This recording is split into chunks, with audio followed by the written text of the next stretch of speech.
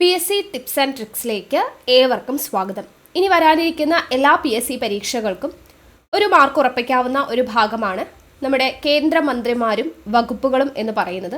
ഇപ്പോൾ ലോക്സഭ തെരഞ്ഞെടുപ്പ് കഴിഞ്ഞതേ ഉള്ളൂ. അപ്പോൾ മന്ത്രിമാരും വകുപ്പുകളും കുറേ മാറ്റങ്ങളൊക്കെ വന്നിട്ടുണ്ട്. അപ്പോൾ ആ മാറ്റങ്ങളൊക്കെ അനുസരിച്ച് നമുക്ക് കേന്ദ്രമന്ത്രിമാരും വകുപ്പുകളും ചെറിയ കണക്ഷൻസിലൂടെയൊക്കെ പറഞ്ഞു തരാനാണ് ശ്രമിക്കുന്നത്. അപ്പോൾ കോഡ് ഇഷ്ടമല്ലാത്തവരുണ്ടെങ്കിൽ നിങ്ങൾ സാധാരണ രീതിയിൽ പഠിച്ചാൽ മതി. പക്ഷേ പരീക്ഷാ ഹാളിൽ ഇരിക്കുമ്പോൾ പെട്ടെന്ന് പേരുകൾ തമ്മിൽ അങ്ങോട്ടും ഇങ്ങോട്ടും മാറിപ്പോവാനും കൺഫ്യൂഷൻ വരാനൊക്കെ ചാൻസ് ഉള്ള ഒരുപാട് വ്യക്തികളുണ്ടല്ലേ.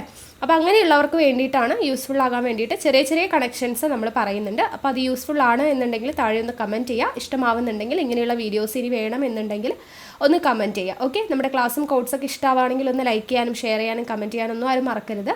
അപ്പോൾ നമുക്ക് എന്തായാലും കേന്ദ്രമന്ത്രിമാരും വകുപ്പുകളും കോഡിലൂടെ നോക്കാം. അപ്പോൾ ആദ്യം തന്നെ നമുക്കിപ്പോൾ മൊത്തം എത്ര മന്ത്രിമാരാണ് ഉള്ളത് എന്നുള്ളത് ഒന്ന് ഓർത്തിരിക്കുക. പ്രധാനമന്ത്രി ഉൾപ്പെടെ 72 മന്ത്രിമാരാണ് ഇപ്പോൾ ടോട്ടലായിട്ടുള്ളത്. അപ്പോൾ അതിൽ 30 ക്യാബിനറ്റ് മന്ത്രിമാരാണുള്ളത്. ക്യാബിനറ്റ് മന്ത്രിമാരുടെ എണ്ണം ചോദിച്ചു കഴിഞ്ഞാൽ 30 ആണ്.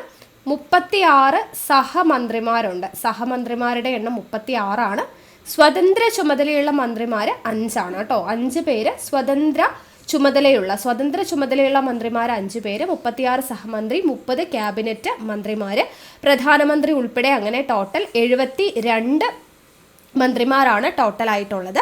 അപ്പോൾ അതിൽ ഓരോരുത്തരുടെയും വകുപ്പുകൾ നമുക്കൊന്ന് നോക്കാം. അപ്പോൾ ആദ്യം പ്രധാനമന്ത്രി എല്ലാവർക്കും അറിയാം, നമ്മുടെ നരേന്ദ്രമോദിയാണ് അല്ലേ. പ്രധാനമന്ത്രി നരേന്ദ്രമോദി കൈകാര്യം ചെയ്യുന്ന വകുപ്പുകൾ personal public grievance and pension മന്ത്രാലയം, അറ്റോമിക് എനർജി വകുപ്പ്, ബഹിരാകാശ വകുപ്പ്. ഇത്രയും വകുപ്പുകൾ കൈകാര്യം ചെയ്യുന്നത് പ്രധാനമന്ത്രിയാണ്. അപ്പോൾ അതിന് പ്രത്യേകിച്ച് കണക്ഷനൊന്നും ഞാൻ പറയുന്നില്ല. നമുക്ക് പെൻഷൻ മന്ത്രാലയമൊക്കെ ഞാൻ പണ്ട് കണക്ഷനൊക്കെ പറഞ്ഞത് നിങ്ങൾ ഓർക്കുന്നുണ്ടാവും അല്ലേ. പെൻഷനൊക്കെ നമുക്ക് കിട്ടാൻ തുടങ്ങുന്നത് നമുക്ക് നരയൊക്കെ വരുമ്പോഴാണെന്നുള്ള രീതിയിൽ നരേന്ദ്രമോദിക്കാണ് പെൻഷൻ എന്നുള്ളത്. പിന്നെ ഏറ്റവും പ്രധാനപ്പെട്ട വകുപ്പായിട്ടുള്ള അറ്റോമിക് എനർജി വകുപ്പ്, ബഹിരാകാശ വകുപ്പ്, അങ്ങനെയുള്ള പ്രധാന കാര്യങ്ങളൊക്കെ പ്രധാനമന്ത്രിക്കാണ് എന്നുള്ളതും പിന്നെ മറ്റു മന്ത്രിമാർക്കൊന്നും നൽകിയിട്ടില്ലാത്ത ബാക്കിയുള്ള വകുപ്പുകളെല്ലാം അതെല്ലാം പ്രധാനമന്ത്രിയുടെ കീഴിലാണ് വരുന്നത്. ഓക്കെ, ഇനി അടുത്ത ക്യാബിനറ്റ് മന്ത്രിമാരെ കുറിച്ചാണ് നമ്മൾ നോക്കുന്നത്.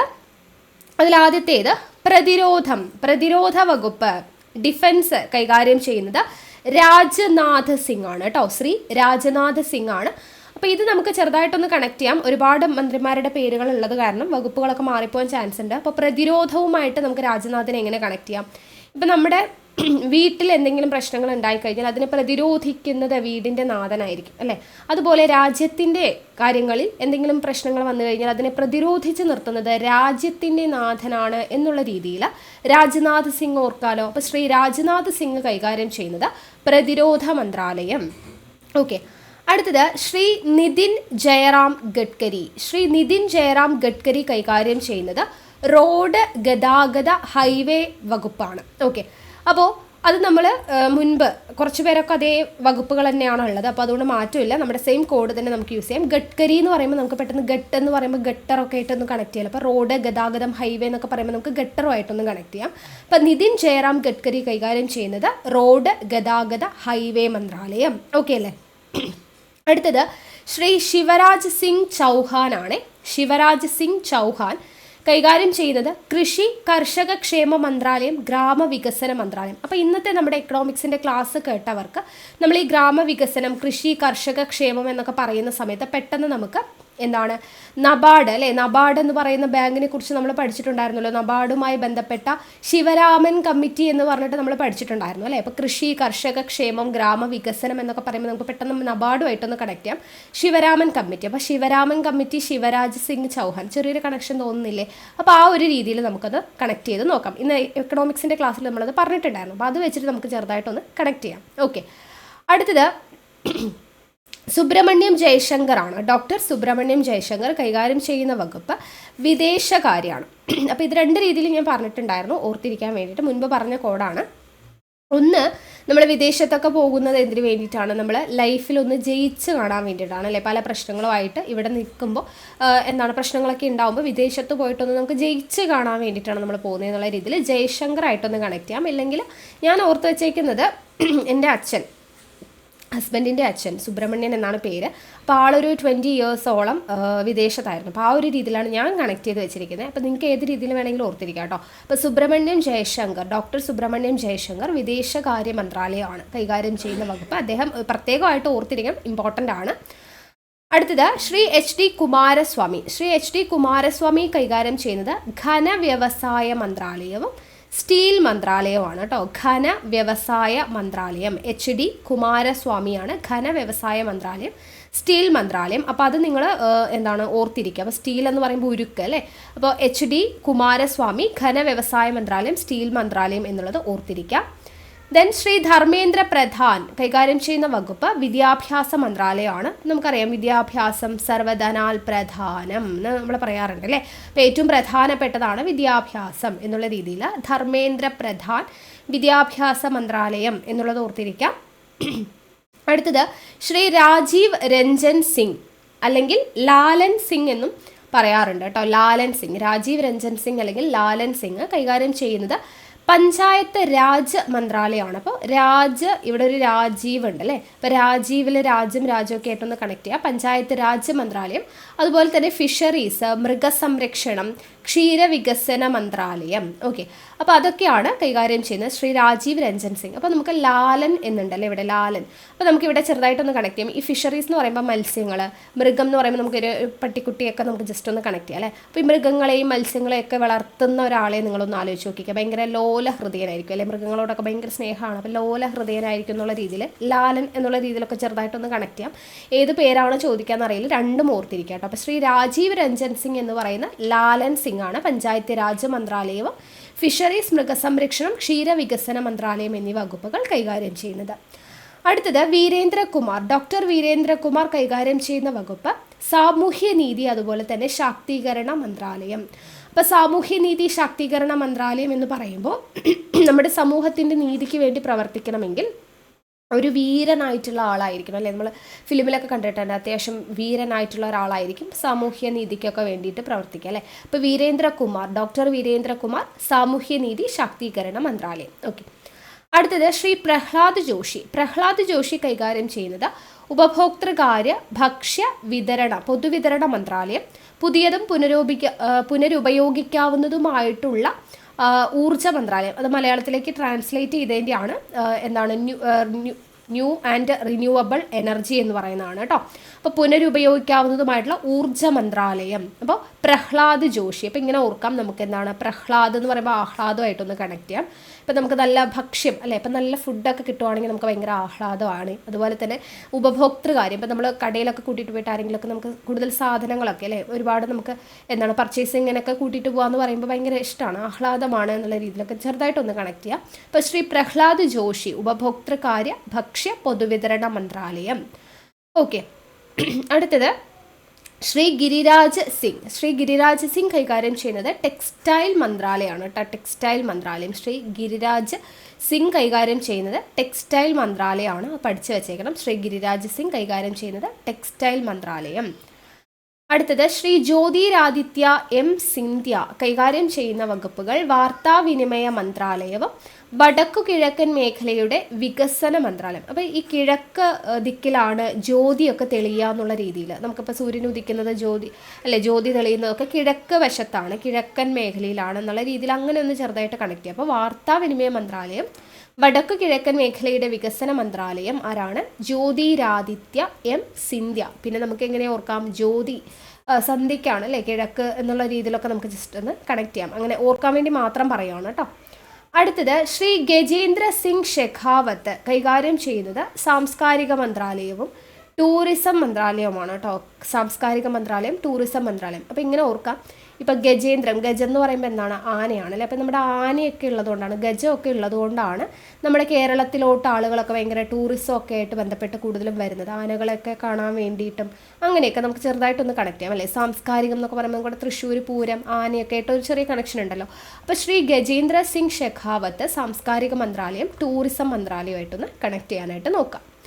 അടുത്തത് ശ്രീ കിരൺ റിജിജു ആണ്. ശ്രീ കിരൺ റിജിജു കൈകാര്യം ചെയ്യുന്നത് പാർലമെന്ററി കാര്യ മന്ത്രാലയം, ന്യൂനപക്ഷ കാര്യ മന്ത്രാലയമാണ് കേട്ടോ. ശ്രീ കിരൺ റിജിജു കൈകാര്യം ചെയ്യുന്നത് പാർലമെന്ററി കാര്യ മന്ത്രാലയം, ന്യൂനപക്ഷ കാര്യ മന്ത്രാലയം. പഠിച്ചേക്കണം.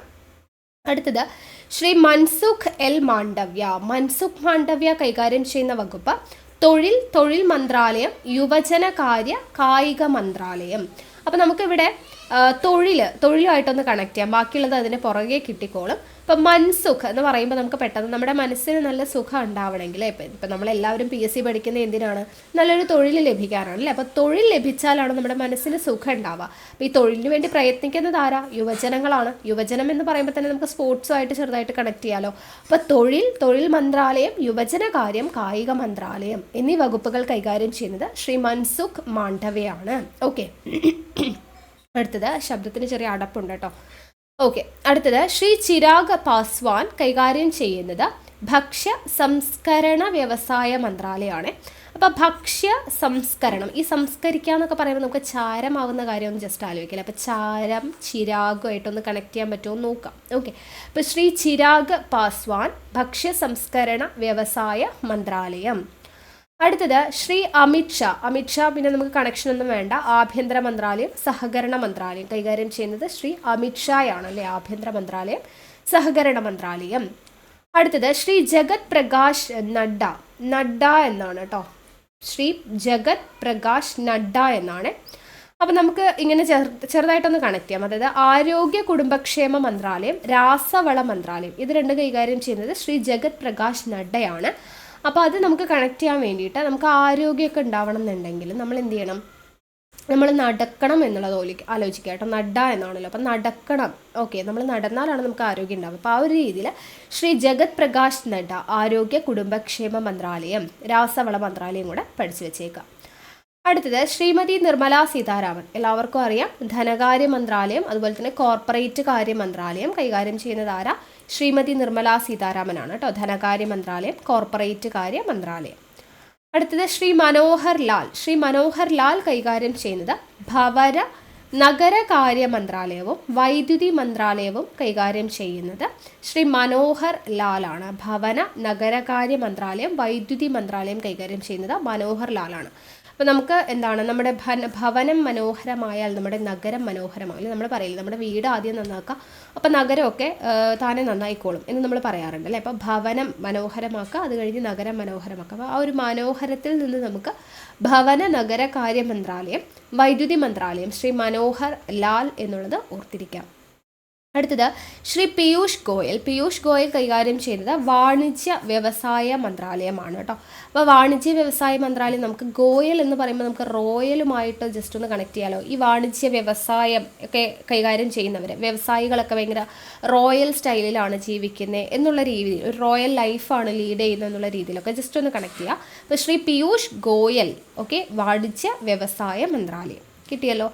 അടുത്തത് ശ്രീ ജിതൻ റാം മാഞ്ചി സൂക്ഷ്മ ചെറുകിട ഇടത്തരം സംരംഭങ്ങളുടെ മന്ത്രാലയമാണ് കേട്ടോ. സൂക്ഷ്മ ചെറുകിട ഇടത്തരം സംരംഭങ്ങൾ. അപ്പോൾ ഈ ചെറുകിട ഇടത്തരം സംരംഭം എന്ന് പറയുമ്പോഴേ ഈ പേരിൽ ജിതിൻ റാം മാഞ്ചി എന്നാണ്. അപ്പോൾ മാഞ്ചി എന്ന് പറയുമ്പോൾ നമുക്ക് പെട്ടെന്ന് മാങ്ങിഞ്ചി ആയിട്ടൊന്ന് കണക്ട് ചെയ്യണം. മാങ്ങിഞ്ചി, അപ്പോൾ മാങ്ങിഞ്ചി എന്നൊക്കെ പറയുന്നത് നമ്മുടെ വീട്ടിലൊക്കെ കാണപ്പെടുന്ന അല്ലേ, നമ്മൾ ഒരു ചെറുകിട വ്യവസായമാണ് എന്നുള്ള രീതിയിൽ, ചെറുകിട വ്യവസായമല്ല, നമ്മൾ വീട്ടിലൊക്കെ ആ ഒരു രീതിക്ക് ഇഞ്ചിയൊക്കെ ആയിട്ടൊന്ന് കണക്ട് ചെയ്താൽ മതി കേട്ടോ. അപ്പോൾ ശ്രീ ജിതൻ റാം മാഞ്ചി സൂക്ഷ്മ ചെറുകിട ഇടത്തരം സംരംഭങ്ങൾ, നമ്മുടെ ചെറിയ ഒരു സംരംഭമാണ് ഈ മാങ്ങിഞ്ചി കൃഷി എന്നുള്ള രീതിയിലൊക്കെ ചെറുതായിട്ടൊന്ന് കണക്ട് ചെയ്താൽ മതി. ശ്രീ ജിതൻ റാം മാഞ്ചി സൂക്ഷ്മ ചെറുകിട ഇടത്തരം സംരംഭങ്ങളുടെ മന്ത്രാലയം. അടുത്തത് ശ്രീ സർബാനന്ദ സോനോവാളാണ്. ശ്രീ സർബാനന്ദ സോനോവാൾ കൈകാര്യം ചെയ്യുന്നത് തുറമുഖ ഷിപ്പിംഗ് ജലപാത മന്ത്രാലയം. അപ്പോൾ ഇത് നമുക്ക് സർബാനന്ദ, മുമ്പ് നമ്മൾ കണക്ഷൻ പറഞ്ഞിട്ടുണ്ട്. സർബാനന്ദ എന്ന് പറയുമ്പോൾ നമുക്ക് പെട്ടെന്ന് സർബ എന്ന് കേൾക്കുമ്പോൾ തന്നെ സർബത്തല്ലേ ഓർമ്മ വരുന്നത്. സർബത്ത് കലക്കണമെങ്കിൽ എന്ത് വേണം? ജലം വേണം അല്ലേ. അപ്പോൾ ജലം നമുക്ക് കിട്ടിക്കഴിഞ്ഞാൽ പിന്നെ തുറമുഖവും ഷിപ്പിംഗ് ഒക്കെ അതിൻ്റെ കൂട്ടത്തിൽ വന്നോളും. അപ്പോൾ ശ്രീ സർബാനന്ദ സോനോവാൾ ജലപാത മന്ത്രാലയം, തുറമുഖം, ഷിപ്പിംഗ്. അടുത്തത് ശ്രീ കിഞ്ചരാപ്പു രാംമോഹൻ നായിഡു വ്യോമയാന മന്ത്രാലയമാണ് കേട്ടോ. കിഞ്ചരാപ്പു രാംമോഹൻ നായിഡു ആണ് വ്യോമയാന മന്ത്രാലയം. അപ്പോൾ നമുക്കിത് റാം മോഹനുമായിട്ട് ചെറുതായിട്ടൊരു കണക്ഷൻ കൊടുക്കാം. വ്യോമയാനം, അപ്പോൾ ചെറുപ്പം മുതലേ എല്ലാവരുടെയും ആഗ്രഹമൊക്കെ ആയിരിക്കും പൈലറ്റ് ആവണം എന്നുള്ളത് അല്ലേ. അപ്പോൾ വ്യോമയാനം എന്ന് പറയുമ്പോൾ തന്നെ എല്ലാവരുടെയും ഒരു മോഹമാണ് എന്നുള്ള രീതിയിൽ റാം മോഹൻ നായിഡു ഓർത്തിരിക്കാലോ. അടുത്തത് ശ്രീ ജുവൽ ഓറം. ശ്രീ ജുവൽ ഓറം ആദിവാസി കാര്യ മന്ത്രാലയമാണ് കൈകാര്യം ചെയ്യുന്നത്. അപ്പോൾ ആദിവാസി കാര്യ മന്ത്രാലയം ശ്രീ ജുവൽ ഓറമാണ്. അപ്പോൾ ആദിവാസികൾ എന്ന് പറയുന്നത് നമ്മുടെ ഒരു ജുവൽ തന്നെയാണ് എന്നുള്ള രീതിയിലൊക്കെ നമുക്കൊന്ന് കണക്ട് ചെയ്യാം അല്ലേ. അപ്പോൾ ശ്രീ ജുവൽ ഓറം ആദിവാസി കാര്യ മന്ത്രാലയം. അടുത്തത് ശ്രീ അശ്വിനി വൈഷ്ണവ്. ശ്രീ അശ്വിനി വൈഷ്ണവ് കൈകാര്യം ചെയ്യുന്നത് റെയിൽവേ മന്ത്രാലയം, ഇൻഫർമേഷൻ ആൻഡ് ബ്രോഡ്കാസ്റ്റിംഗ് മന്ത്രാലയം, ഇലക്ട്രോണിക്സ് ആൻഡ് ഇൻഫർമേഷൻ ടെക്നോളജി മന്ത്രാലയം. അപ്പോൾ ഇത് നമുക്ക് അശ്വിനി എന്ന് കേൾക്കുമ്പോൾ അശ്വമായിട്ടാണ് നമ്മളന്ന് കണക്ട് ചെയ്തിട്ടുണ്ടായിരുന്നത് മുൻപ്. അശ്വം എന്ന് പറയുമ്പോൾ നമുക്ക് എന്താണ്, അശ്വം എന്ന് വെച്ചാൽ കുതിരയാണ്. അപ്പോൾ നമ്മൾ പണ്ട് കാലത്ത് ഈ രാജാക്കന്മാരുടെയൊക്കെ കാലഘട്ടത്തിൽ ഈ അശ്വം, കുതിര എന്ന് പറയുന്നത് ഇൻഫർമേഷൻസ് പാസ് ചെയ്യാൻ വേണ്ടിയിട്ട് അല്ലേ, അതിന് വേണ്ടിയിട്ട് യൂസ് ചെയ്യാറുണ്ട്. ഗതാഗത സംവിധാനം, അതായത് യാത്ര ചെയ്യാൻ വേണ്ടി കുതിരയെ ഉപയോഗിക്കാറുണ്ട്. എന്തെങ്കിലും മെസ്സേജസ് ഒക്കെ പാസ് ചെയ്യാൻ വേണ്ടിയിട്ടൊക്കെ യൂസ് ചെയ്യാറുണ്ട്. അപ്പോൾ ആ ഒരു രീതിയിൽ റെയിൽവേ മന്ത്രാലയം, ഇൻഫർമേഷൻ ആൻഡ് ബ്രോഡ്കാസ്റ്റിംഗ് മന്ത്രാലയം, ഇലക്ട്രോണിക്സ് ആൻഡ് ഇൻഫർമേഷൻ ടെക്നോളജി മന്ത്രാലയമായിട്ടൊരു കണക്ഷൻ കൊടുക്കുക. ശ്രീ അശ്വിനി വൈഷ്ണവ്. അടുത്തത് ശ്രീ ഭൂപേന്ദർ യാദവ് ആണ്. പേരിൽ തന്നെയുണ്ട് ഭൂപേന്ദർ. അപ്പോൾ ഭൂ എന്ന് കേൾക്കുമ്പോൾ തന്നെ നമുക്ക് ഭൂമിയുമായിട്ട് റിലേറ്റഡ് ആയിട്ടുള്ള കാര്യങ്ങളാണ്. എന്തൊക്കെയാ? പരിസ്ഥിതി, വനം, കാലാവസ്ഥാ വ്യതിയാന മന്ത്രാലയം. പരിസ്ഥിതി, വനം, കാലാവസ്ഥാ വ്യതിയാന മന്ത്രാലയം എന്നിവ കൈകാര്യം ചെയ്യുന്നത് ശ്രീ ഭൂപേന്ദർ യാദവ്. അടുത്തത് ശ്രീമതി അന്നപൂർണ ദേവി കൈകാര്യം ചെയ്യുന്ന വകുപ്പ് വനിതാ ശിശു വികസന മന്ത്രാലയമാണ്. അപ്പോൾ അന്നപൂർണ ദേവി എന്ന് പറയുമ്പോൾ തന്നെ നമുക്കൊരു സ്ത്രീ അല്ലേ. അപ്പോൾ വനിതാ ശിശു വികസന മന്ത്രാലയമായിട്ട് നമുക്കൊന്ന് കണക്ട് ചെയ്യാം. ദേവി, വനിതാ ശിശു വികസന മന്ത്രാലയം, അന്നപൂർണ ദേവി. അടുത്തത് ശ്രീ ഹർദീപ് സിംഗ് പുരി കൈകാര്യം ചെയ്യുന്നത് പെട്രോളിയം പ്രകൃതിവാതക മന്ത്രാലയമാണ്. ഇങ്ങനെ കണക്ട് ചെയ്യാം. ഹർദീപ്, ദീപ് എന്ന് പറയുമ്പോൾ ദീപം നമ്മൾ മുൻപും പറഞ്ഞിട്ടുണ്ട്. അപ്പോൾ നമ്മൾ വീട്ടിലൊക്കെ ദീപമൊക്കെ കത്തിക്കണമെങ്കിൽ നമുക്ക് എന്ത് വേണം? പെട്രോളിയം അല്ലെ, എണ്ണ വേണം അല്ലേ. ഇപ്പോൾ പെട്രോളിയം പ്രകൃതിവാതകമൊക്കെ ആയിട്ട് കണക്ട് ചെയ്യാം. ശ്രീ ഹർദീപ് സിംഗ് പുരി, പെട്രോളിയം പ്രകൃതിവാതകം. അടുത്തത് ശ്രീജി കിഷൻ റെഡ്ഡി. കിഷൻ റെഡ്ഡി കൈകാര്യം ചെയ്യുന്നത് കൽക്കരി മന്ത്രാലയവും ഖനി മന്ത്രാലയവുമാണ്. അപ്പോൾ കൽക്കരി, ഖനി അത് ഒരുമിച്ച് അങ്ങ് ഓർത്ത് വെച്ചാൽ മതി. കൽക്കരി, ഖനി കൈകാര്യം ചെയ്യുന്നത് കിഷൻ റെഡ്ഡിയാണ്. കിഷൻ റെഡ്ഡിയാണ് കൽക്കരി, ഖനി കൈകാര്യം ചെയ്യുന്നത് കേട്ടോ. കിഷൻ റെഡ്ഡി ഓർത്തിരിക്കണേ. അടുത്തത് ശ്രീ സി ആർ പാട്ടീൽ. പാട്ടീൽ കൈകാര്യം ചെയ്യുന്നത് ജൽ ശക്തി മന്ത്രാലയമാണ് കേട്ടോ. ജൽ ശക്തി. അപ്പോൾ നമുക്ക് ഈ ശക്തിയുമായിട്ടൊന്ന് കണക്ട് ചെയ്യാം. പാട്ടീൽ എന്ന് പറയുമ്പോൾ നമുക്ക് പെട്ടെന്ന് സർദാർ വല്ലഭായ് പാട്ടീലിന് ഓർമ്മ വരുമല്ലോ. അപ്പോൾ ഉരുക്കു മനുഷ്യൻ എന്നൊക്കെ അറിയപ്പെടുന്നത്. അപ്പോൾ ആ ശക്തിയാണ്. പാട്ടീൽ എന്ന് കേൾക്കുമ്പോൾ തന്നെ നമുക്ക് ശക്തി ഓർമ്മ വരും അല്ലേ. അപ്പോൾ ശ്രീ സി ആർ പാട്ടീൽ ജൽ ശക്തി മന്ത്രാലയം എന്നുള്ള രീതിയിൽ കണക്ട് ചെയ്ത് വെച്ചേക്കാം. ഓക്കെ. അപ്പോൾ ഇത്രയാണ് നമ്മുടെ ക്യാബിനറ്റ് മന്ത്രിമാർ എന്ന് പറയുന്നത്. അവരുടെ വകുപ്പുകളും കിട്ടിയിട്ടുണ്ടെന്ന് വിശ്വസിക്കുന്നു. ഇനി സ്വതന്ത്ര ചുമതലയുള്ള മന്ത്രിമാരുണ്ടെന്ന് പറഞ്ഞു. അപ്പോൾ സ്വതന്ത്ര ചുമതലയുള്ള എത്ര പേരുണ്ടെന്നാണ് പറഞ്ഞേ? 5 പേരുണ്ട്. അപ്പോൾ 5 പേര് ആരൊക്കെയാണെന്നുള്ളത് നോക്കാം. ശ്രീ റാവു ഇന്ദർജിത് സിംഗ്. ശ്രീ റാവു ഇന്ദർജിത് സിംഗ് പേരൊന്ന് പഠിക്കുക. അവരുടെ വകുപ്പുകൾ ഇവിടെ കൊടുത്തിട്ടുണ്ട്. സ്ഥിതിവിവര കണക്ക്, പ്രോഗ്രാം നടപ്പാക്കൽ മന്ത്രാലയം, ആസൂത്രണ മന്ത്രാലയം. ഇതൊക്കെയാണ് ശ്രീ റാവു ഇന്ദർജിത് സിംഗ്. പിന്നെ ശ്രീ അർജുൻ റാം മേഘ്വാൾ കൈകാര്യം ചെയ്യുന്നത് നിയമനീതി മന്ത്രാലയമാണ്. നിയമനീതി മന്ത്രാലയം ശ്രീ അർജുൻ റാം മേഘ്വാൾ ആണ്. ഇതൊന്ന് ഓർത്ത് വെച്ചേക്കണം, ചോദിക്കാൻ ചാൻസ് ഉണ്ട്. ശ്രീ ജയന്ത് ചൗധരി കൈകാര്യം ചെയ്യുന്നത് നൈപുണ്യ വികസന സംരംഭകത്വ മന്ത്രാലയമാണ് കേട്ടോ. നൈപുണ്യ വികസന സംരംഭകത്വ മന്ത്രാലയം. ഡോക്ടർ ജിതേന്ദ്ര സിംഗ് കൈകാര്യം ചെയ്യുന്നത് ശാസ്ത്ര സാങ്കേതിക മന്ത്രാലയവും ഭൗമശാസ്ത്ര മന്ത്രാലയവുമാണ്. ശ്രീ ജാദവ് പ്രതാപറാവു ഗണപതി റാവു കൈകാര്യം ചെയ്യുന്നത് ആയുർവേദ, യോഗ, പ്രകൃതി ചികിത്സ, യുനാനി, സിദ്ധ, ഹോമിയോപ്പതി മന്ത്രാലയം. ആയുഷ് കൈകാര്യം ചെയ്യുന്നത് ജാദവ് പ്രതാപറാവു ഗണപതി റാവു ആണ്. അപ്പോൾ 5 പേര് ഓർത്തിരിക്കുക. ശ്രീ റാവു ഇന്ദർജിത് സിംഗ്, അർജുൻ റാം മേഘ്വാൾ, ജയന്ത് ചൗധരി, ജിതേന്ദ്ര സിംഗ്, ജാദവ് പ്രതാപറാവു ഗണപതി റാവു. ഇത്രയും പേരാണ് 5 പേര് സ്വതന്ത്ര ചുമതലയുള്ളവർ. ഇനി 36 സഹമന്ത്രിമാരുണ്ട്. അതിൽ 36 പേരുടെയും പേരുകളൊന്നും നമ്മൾ പഠിക്കേണ്ട. പക്ഷെ അതിൽ മലയാളി സാന്നിധ്യമായിട്ടുള്ള 2 പേരുണ്ട് അല്ലേ. സുരേഷ് ഗോപി. ഓക്കെ, സുരേഷ് ഗോപിയാണ് ആദ്യത്തെ ആൾ. സുരേഷ് ഗോപി കൈകാര്യം ചെയ്യുന്ന വകുപ്പുകൾ ഏതൊക്കെയാണ്? പെട്രോളിയം പ്രകൃതിവാതക മന്ത്രാലയം, ടൂറിസം മന്ത്രാലയം. അപ്പോൾ നമുക്ക് പെട്ടെന്ന് ടൂറിസം എന്ന് പറഞ്ഞപ്പോൾ നമ്മൾ നേരത്തെ തൃശ്ശൂർ ആനയൊക്കെ ആയിട്ടാണല്ലോ കണക്ട് ചെയ്തത്. അപ്പോൾ തൃശ്ശൂർ അങ്ങ് കണക്ഷൻ കിട്ടിക്കഴിഞ്ഞാൽ നമുക്ക് ടൂറിസം തൃശ്ശൂരായിട്ട് നമുക്ക് കണക്ട് ചെയ്യാം അല്ലേ. അപ്പോൾ ടൂറിസം തൃശ്ശൂർ ഞാനങ്ങ് എടുക്കുക എന്നും പറഞ്ഞ് സുരേഷ് ഗോപി എടുത്തു അല്ലേ. അപ്പോൾ ടൂറിസം തൃശ്ശൂരുമായിട്ട് കണക്ട് ചെയ്ത് കഴിഞ്ഞാൽ നമുക്ക് സുരേഷ് ഗോപി ടൂറിസം മന്ത്രാലയം കിട്ടും. പിന്നെ പെട്രോളിയം പ്രകൃതിവാദവും നമുക്ക് സുരേഷ് ഗോപിയായിട്ട് എങ്ങനെ കണക്ട് ചെയ്യാം? സുരേഷ് ഗോപിയുടെ മിക്ക സിനിമയിലും സുരേഷ് ഗോപി പോലീസായിരിക്കും. ഏതെങ്കിലുമൊക്കെ ഒരു സീനിൽ പെട്രോളൊക്കെ ഒഴിച്ച് വല്ല വാഹനങ്ങളൊക്കെ കത്തിക്കുന്നതും പടർത്തുന്നതും ഒക്കെ ആയിട്ടുള്ള സീനുകളൊക്കെ എല്ലാ സിനിമയിലും ഉണ്ടാവും അല്ലേ. അപ്പോൾ ആ രീതിക്ക് നമുക്ക് പെട്രോളിയം പ്രകൃതിവാതകമായിട്ടൊന്ന് കണക്ട് ചെയ്യാം. അപ്പോൾ ശ്രീ സുരേഷ് ഗോപി പെട്രോളിയം പ്രകൃതിവാതകം ആൻഡ് ടൂറിസം മന്ത്രാലയമാണ് എന്നുള്ളത് ഓർത്തിരിക്കുക. ഇമ്പോർട്ടൻ്റ് ആണ്, ചോദിക്കും. ഓക്കെ, അടുത്ത മലയാളി ആരാണ്? ശ്രീ ജോർജ് കുര്യനാണ്. ശ്രീ ജോർജ് കുര്യൻ ന്യൂനപക്ഷ കാര്യ മന്ത്രാലയം, ഫിഷറീസ്, മൃഗസംരക്ഷണം, ക്ഷീരവികസനമാണ് കേട്ടോ. അപ്പോൾ ഇതിന് പ്രത്യേകിച്ച് വലിയ കോഡൊന്നുമില്ല. ഈ വേണമെങ്കിൽ നമുക്കിങ്ങനെ ആലോചിക്കാം, ജോർജ് എന്ന് പറയുമ്പോൾ നമ്മളെപ്പോഴും ജോർ എന്ന് പറയുന്ന ചോറുമായിട്ടാണല്ലോ നമ്മൾ കണക്ട് ചെയ്യുക. അപ്പോൾ ചോറെന്ന് പറയുമ്പോൾ നമ്മുടെ മൃഗങ്ങൾക്ക് അല്ലേ, ആ ഒരു രീതിയിലൊക്കെ നമുക്ക് വേണമെങ്കിൽ കണക്ട് ചെയ്യാം. അപ്പോൾ ശ്രീ ജോർജ് കുര്യൻ ന്യൂനപക്ഷ കാര്യ മന്ത്രാലയം, ഫിഷറീസ്, മൃഗസംരക്ഷണം, ക്ഷീരവികസന മന്ത്രാലയം. ഇമ്പോർട്ടൻ്റ് ആണ്, പഠിച്ചേക്കുക. ഓക്കെ, അപ്പോൾ വലിയ കണക്ഷൻസ് ഒന്നും അല്ല എനിക്കറിയാം ഞാൻ പറഞ്ഞത്. അപ്പോൾ എങ്കിലും നമുക്ക് പരീക്ഷ ഹാളിൽ ഇരിക്കുമ്പോൾ കൺഫ്യൂഷൻ വരും എന്ന് തോന്നുന്നവർക്ക് കൺഫ്യൂഷൻ ഇല്ലാതെ ഇരിക്കാൻ വേണ്ടിയിട്ട് ചെറിയ കണക്ഷൻസ് പറഞ്ഞു എന്നേ ഉള്ളൂ. അപ്പോൾ കോഡ് ഇഷ്ടമല്ലാത്തവരുണ്ടെങ്കിൽ നിങ്ങൾ സാധാരണ രീതിയിൽ പഠിച്ചാൽ മതി കേട്ടോ. ഓക്കെ, കോഡ് ഇഷ്ടമല്ലാത്ത ഒരുപാട് പേര് കമൻറ്റ് ചെയ്യുന്നത് കണ്ടു. അപ്പോൾ അതുകൊണ്ട് ജസ്റ്റ് പറഞ്ഞു എന്നേ ഉള്ളൂ. അപ്പോൾ നമ്മുടെ ക്ലാസ്സൊക്കെ ഇഷ്ടമാവുന്നുണ്ടെങ്കിൽ ഒന്ന് ലൈക്ക് ചെയ്യുക, അതുപോലെ തന്നെ മാക്സിമം ഫ്രണ്ട്സിനൊന്ന് ഷെയർ ചെയ്ത് കൊടുക്കുക. എന്തെങ്കിലും സജഷൻസ് ഉണ്ടെങ്കിൽ താഴെ കമൻറ്റായിട്ട് അറിയിക്കുക. ഓക്കെ, അപ്പോൾ നമുക്ക് വീണ്ടും അടുത്ത ക്ലാസ്സിൽ കാണാം. താങ്ക്